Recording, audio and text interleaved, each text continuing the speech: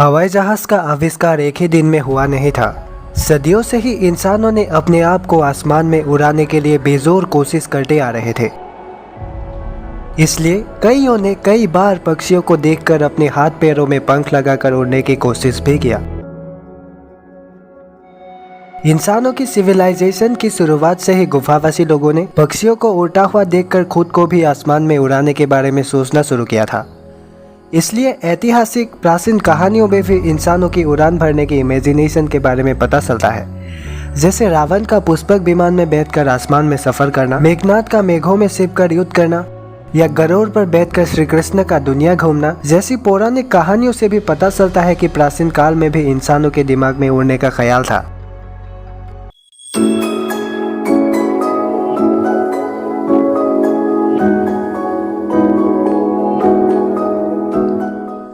कईयों ने पक्षियों की तरह उड़ने की कोशिश में उसे मकानों से, पेड़ों से या पहाड़ों से कूदकर अपने जान की जोखिम तक उठाने में कतराते नहीं थे। इस दौरान चलते फिरते, कूदते दौड़ते कईयों की जानें भी गई। फिर भी इंसानों की उड़ने की कोशिश में कभी कमी आई नहीं, फिर भी कामयाबी मिली नहीं। एक बड़ा सा वजनदार शरीर जिसे जमीन में से उठाने के लिए पंखों में एक हाथी की तरह बल होना जरूरी है। धीरे धीरे इंसानों को लगने लगा कि अपने कंधों पर पंख लगाकर उड़ा नहीं जा सकता।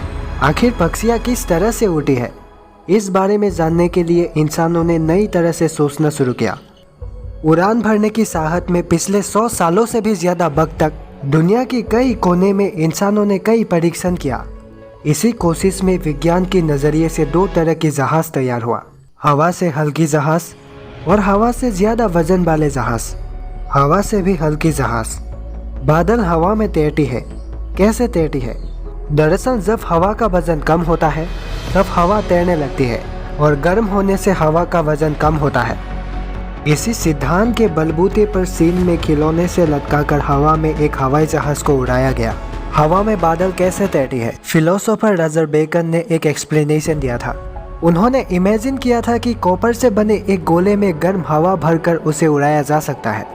इटली के बोरेली नाम के एक साइंटिस्ट ने पक्षियों की पंखों की शक्ति के बारे में परीक्षण किया था।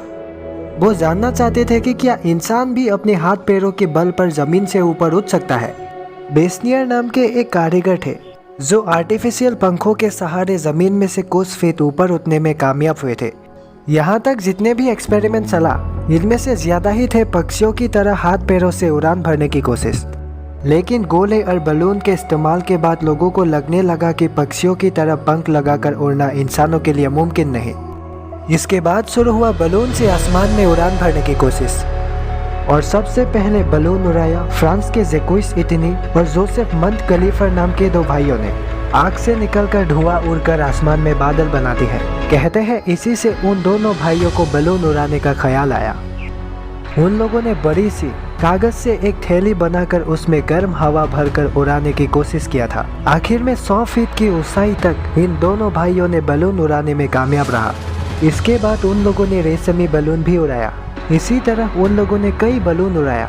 इसलिए अपने अनुभवों के चलते इस बार दोनों भाइयों ने फिर से एक रेशमी बलून उड़ाया और इसमें एक पिंजरे को लटकाकर इसमें एक भेड़, एक मुर्गी और एक बतख को बैठा दिया और बलून को गर्म हवा से भरकर उड़ा दिया। कम से कम 8 मिनट तक उड़कर लगभग 15 फीट दूर तक गया ये। अच्छी बात यह थी कि बलून के साथ उड़ने वाले उन तीनों जानवरों को कुछ भी नुकसान नहीं पहुंचा। जमीन में रहने वाले ये तीनों ही थे आसमान में सफर करने वाले पहले यात्री। और वो दिन था 19 सितंबर साल 1783। इसके बाद ऐसे ही एक बलून में पिलोत्रे द रोजियर और मार्कुस द अब्लांडिस, ये दोनों लोग हवा में उड़ान भरने में कामयाब हो जाते हैं।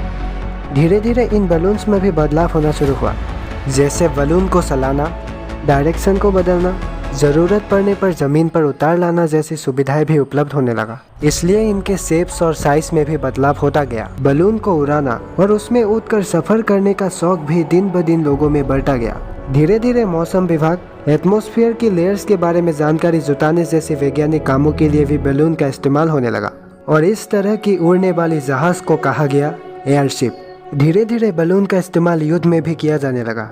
जेपेलिन एक गोली की आकृति जैसी जहाज जो पहले वर्ल्ड वॉर के दौरान ट्रांसपोर्टेशन के मामले में मददगार साबित हुआ था। वैसे इसे बनाया गया था एल्यूमिनियम से, जिसमें हाइड्रोजन गैस को पूरी तरह से भर दिया गया था क्योंकि ये हवा से हल्के होते हैं। वैसे इसे बनाया था जर्मनी के एक सेनाध्यक्ष काउंट फर्डिनांड फन ज़ेपेलिन ने, जिनके नाम पर ही इस उड़ने वाले जहाज का नाम ज़ेपेलिन रख दिया गया।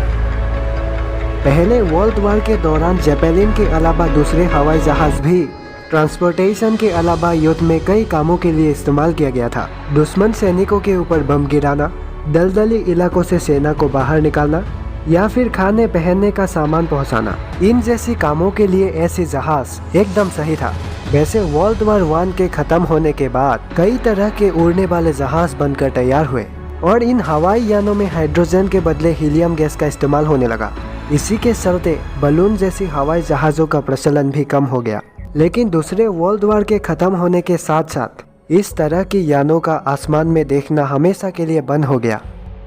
आज के ज़माने में जिस तरह का विमान हम आसमान में देखते हैं, उनका वजन हवा से ज़्यादा होता है। पहले लियोनार्डो दा विंची ने आसमान में उड़ने वाली एक आधुनिक विमान की तरह एक विमान का पेंटिंग बनाया था। ज़रूरी बात यह है कि आसमान में उड़ने के लिए हवा में तैरना ज़रूरी है। पक्षियाँ ऐसा कैसे कर लेती है? जॉर्ज केली ने इसी के ऊपर अपना परीक्षण चलाया।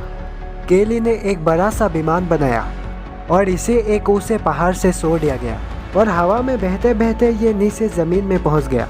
केली चाहता था कि वो अपने आप ही चलने वाले एक विमान को बनाएगा, लेकिन उस जमाने में ऐसी हवाई जहाज़ों में लगा सकने वाली हल्की और छोटी आकार वाली इंजन का निर्माण हुआ ही नहीं था। जर्मनी के ऑटो लिलियनथाल ने कुछ अलग बनाने के चक्कर में एक बड़ा सा जहाज बनाता है जो वायु से वजनदार था, जिसमें पंख लगे हुए थे और इसे चलाने के लिए चालक को इसमें बैठकर साइकिल की तरह पैरों से चलाना होता था। इसी तरह का जहाज चलाने के चक्कर में लिलियनथाल का मौत भी हो जाता है। वैसे ऐसे पंखों से उड़ने वाले जहाज़ों को ग्लाइडर कहा जाता है। उड़ान का विज्ञान जो पतंग की उड़ान से लेकर ग्लाइडर से होकर सुपरसोनिक मिसाइल और अंतरिक्ष यान तक फैला है। जब बात हवाई जहाज की हो तो उसे बनाने वाले के तौर पर राइट ब्रदर्स का ही नाम आता है। लेकिन दुनिया ये भूल जाती है कि सदियों पहले ही हमारे देश में विमान शास्त्र लिखा गया था। इसी के बलबूते पर राइट ब्रदर्स से भी पहले हमारे देश में एक बड़े से हवाई जहाज को बनाकर 1500 फीट की ऊंचाई तक उड़ाया गया था। लेकिन वो जमाना था ब्रिटिश शासन का, इसलिए विमान बनाने वाले के रूप में पहचान हमारे देश को नहीं मिल सका। सब कहते हैं भारत ऋषि मुनियों का देश है, जहाँ पर महान महान ऋषि मुनियों ने ज्ञान विज्ञान के भंडार वेदों और शास्त्रों को लिखा। ऋषि भरद्वाज, जिन्होंने सदियों पहले विमान शास्त्र की रचना किया था, जिसे पढ़कर शिवकर बापूजी तलपदे ने राइट ब्रदर्स से भी पहले विमान बनाकर उड़ाया। कंट्रोल सिस्टम को अपने हाथ में लेकर तलपदे ने बिना चालक के विमान को उड़ा दिया और बिना किसी खरोच के यान को उतार भी लाया। तलपदे को लगता था कि वो ऐसे कई विमान बना सकते थे, लेकिन बनाने के लिए पैसा नहीं था। मदद करने के बहाने तलपदे के पास एक ब्रिटिश कंपनी आता है और आर्थिक मदद देने के बदले उस विमान का डिज़ाइन ले लेता है। डिज़ाइन लेकर कंपनी लंदन चले जाते हैं और उनके बीच के समझौते भी टूट जाते हैं। इसी तरह वो डिज़ाइन अमेरिका तक पहुंचा और राइट ब्रदर्स के हाथ लगे।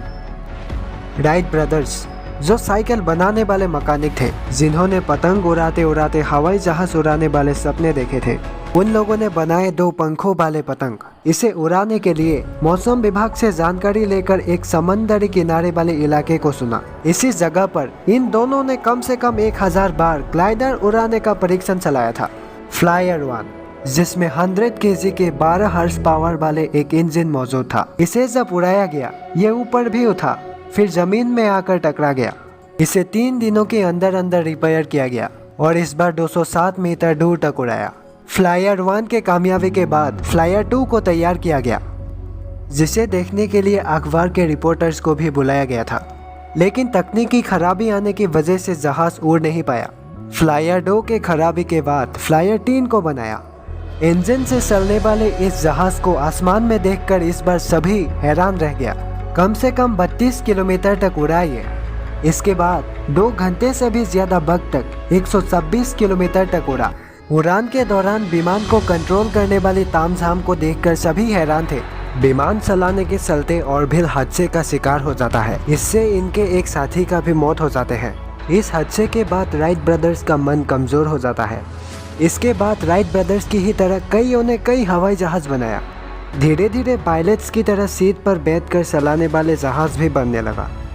वर्ल्ड वॉर के दौरान हवाई जहाज़ों का काफ़ी इवोल्यूशन हुआ। लोगों को लगा स्पीड के मामले में हवाई जहाज़ के जरिए कुछ भी नामुमकिन को किया जा सकता है। हवाई जहाज़ के शेप बदले, साइज भी बदले, इसके मशीन्स में भी काफ़ी बदलाव हुआ और बदलाव होते होते आज हवाई जहाज़ का मॉडर्न शेप तैयार हो चुका है। इसके अलावा यात्रियों के लिए काफ़ी सारी सुविधाएं उपलब्ध कराने के साथ साथ आज आसमान का सैर करना सबसे सुरक्षित सफर बन चुका है। वर्ल्ड वॉर 2 के दौरान हवाई जहाज़ का ज़्यादा डेवलप होने लगा। हवाई जहाज़ों को डेवलप करके जर्मनी ने कई लड़ाइयों में जीत हासिल किया। वर्ल्ड वॉर में जब अमेरिका उतरा तो बॉम्बर, फाइटर, पैसेंजर, मालवाही विमान के रूप में कई हवाई जहाज़ों का डेवलप हुआ। जर्मनी ने तो जेट विमान बनाकर इंग्लैंड में आतंक मचा करके रखा था और आज हवाई जहाज़ों का इतना डेवलप हो चुका है कि इंसान इसके ज़रिए धरती से बाहर निकलकर अंतरिक्ष में सफ़र करने में भी कामयाब हो चुका है।